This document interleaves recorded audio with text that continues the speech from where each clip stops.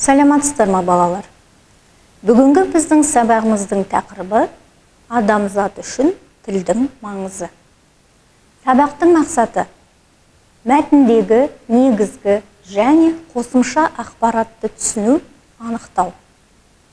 Екінші мақсаты берілген мәтінге сәйкес кіріспе, негізгі және қорытынды бөлімдерді қамтитын қарапайым жоспар құру. Келесі біздің бүгінгі сабағымызда сіздер үндестік заңымен танысып, үндестік заңы туралы ақпарат аласыздар. Сіздердің назарларыңызға мен мәтін ұсынып отырмын. Мәтінді мұқият тыңдаңыздар. Себебі сіздер келесі осы мәтіндегі ақпаратқа байланысты тапсырмалар орындайсыздар. Мәтінді мұқият тыңдаймыз. Адамзат үшін тілдің маңызы өте ерекше. Бұл тек қатынас құралы ғана емес, әр адамның өмір сүруі үшін ауадай қажет байлығы. Жақында Жапония ғалымдарының Токио қаласындағы перзентханалардың бірінде ғылыми зерттеу жұмыстары жүргізілген. Сонда 3 ұлттың жаңа туған нәрестелеріне бір тәжірибе жасаған. Сәбилердің тыңдау қабілеттерін тексеру үшін жылаған кезде басқа тілдерде сөйлеп, жұбату сөздерін айтқан. Сол кезде сәбилер жылауын тоқтатпаған. Ал олардың әрбірінің ана тілінде сөйлеген кезде нәрестелер жылауын саптайып, үнсіз қалған. Халқымыз бала тәрбиесі ананың құрсағында болған сәттен басталады деп бекер айтпаған екен. Анасы өз тілін білмейтін балада да ана тіліне деген мұқтаждық болады екен. Бірақ адам есейе келе оған мән бермеуі мүмкін. Әйтсе де өмірдің соңғы белесі қарттыққа аяқ басқан шақта туған тілде сөйлеуге қажеттілік қайта оянады. Бұл ғылыми дәлелі бар шындық. Енді балалар, мен сіздерге мынандай кесте толтыруды ұсынып отырмын. Бұл кестенің бірінші бағанына сіздер мәтіндегі негізгі ақпаратты жазасыздар, екінші бағанға мәтіндегі қосымша ақпаратты жазасыздар.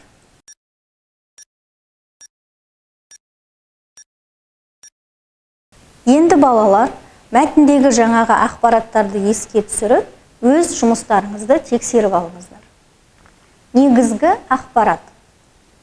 Адамзат үшін тілдің маңызы ерекше. Ол адамның өмір сүруі үшін ауадай қажет. Дана халқымыз бала тәрбиесі ананың құрсағында болған сәтте басталады деп бекер айтпаған екен. Қосымша ақпаратқа біз мынаны жатқызамыз.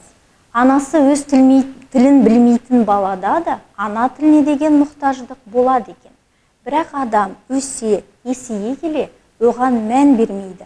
Алайда қарттық шақта туған тілде сөйлеуге қажеттілік қайта оянады. Келесі ұсынып отырғаным сіздерді мәтінді талдау. Сіздер мәтіннің стилі, түрін, құрылымын білесіздер. Сондықтан жаңағы тыңдаған мәтіндеріңіздің стилін, түрін және құрылымын анықтап жазыңыздар.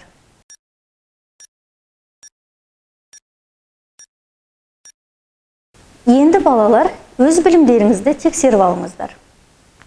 Мәтіннің стилі ғылыми стиль. Себебі өздеріңіз көргендей, мәтіндегі берілген ақпарат нақты, дәлелді. Мәтіннің түрі пайымдау мәтіні. Себебі бұл мәтіндегі айтылған деректер бәрі дәлелденген.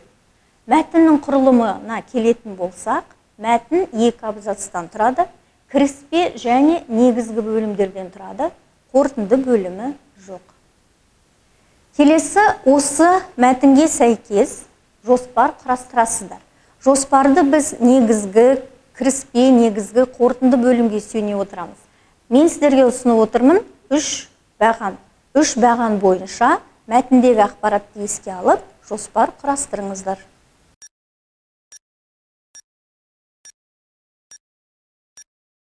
Енді жоспарды тексеріп алыңыздар. Бұл ықтимал жауап. Сіздердікі де осыған сәйкес болу керек. Бірінші, жоспар бойынша тіл маңыздылығы. Екінші, перзентханадағы тәжірибе. Үшінші, ғылыми шындық. Бүгін сіздер балалар үндестік заңымен танысасыздар. Қазақ тілінің дыбыстары сөз ішінде және сөз бен қосымшаның, сөз бен сөздің арасында бір-бірімен үйлесіп, ыңғайласып келіп отырады. Сөзді бастан аяқ біркелкі әуезбен айтуды үндестік заңы дейміз. Үндестік заңы екіге бөлінеді.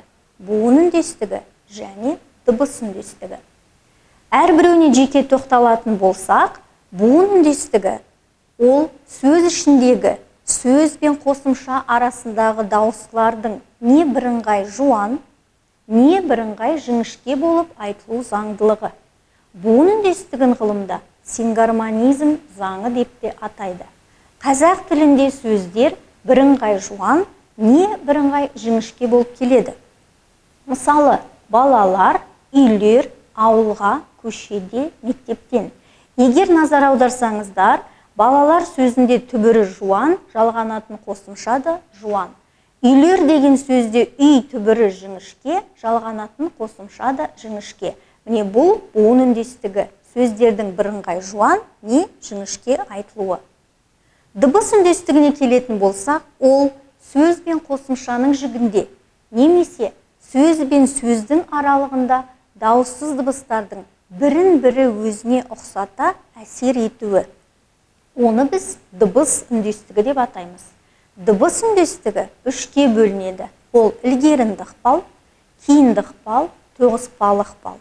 Бұл ықпал түрлерімен сіздер келесі сабақта толығырақ тоқталатын боламыз. Сабағымызды қорытындылау үшін мен сіздерге сәйкестендіру тестін ұсынып отырмын.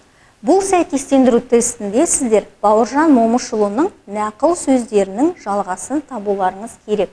Бірінші бағанда басы, екінші бағанда қанатты сөздердің аяғы.